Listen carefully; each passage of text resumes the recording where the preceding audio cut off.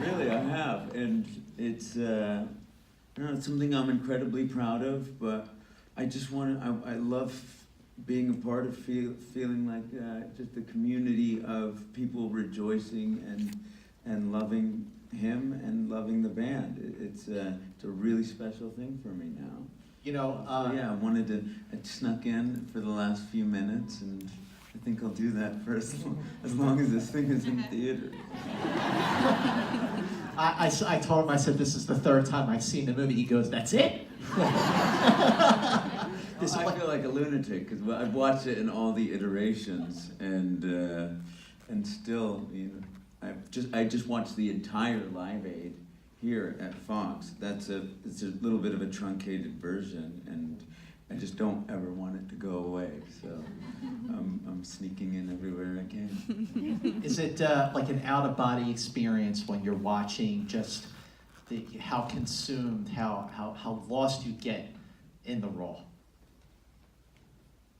It brings me back to a certain place and time, and I think that's exactly what Live Aid does for so many people, and what Queen does as a whole.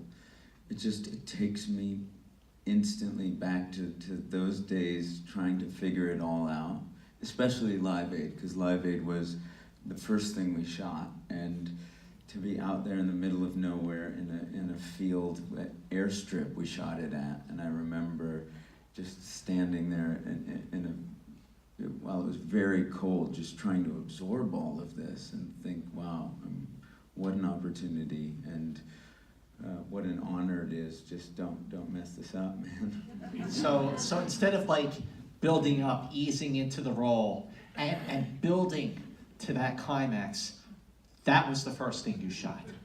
Yeah. How do you talk about baptism by fire?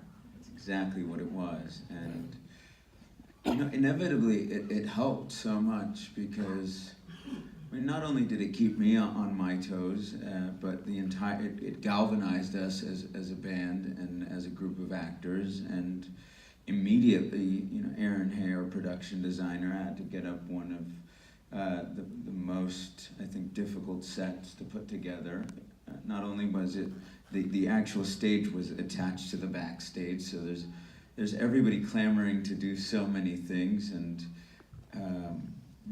my makeup artist Jan Sewell not realizing until maybe a couple months earlier that that's what we were doing in the beginning, and so to just try to orchestrate all of the looks from everyone's standpoint, from makeup and costume design, and of course production design and art direction. Everybody just came in and thought, let's get through the hardest part first, and we'll move on from there. And I think it just raised everybody's game.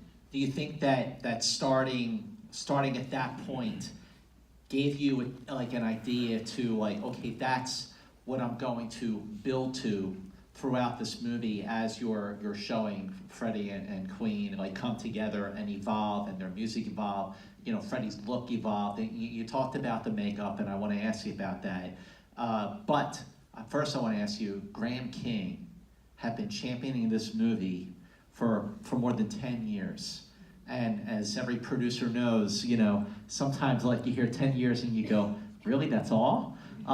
Because it takes so long to get a movie made. But tell me about the first conversations you had with him, and just maybe how daunting it might have been for you to play this guy. Well, I was working on in New York on this show called Mr. Robot, and I play this. I play this computer hacker he's just a very profoundly alienated young man who has a very hard time with dealing with social settings and human beings in any capacity. So to go from that and have someone see that and say, because I saw you in Mr. Robot, I think you're perfect to play a man who could command an audience like no one else in the world.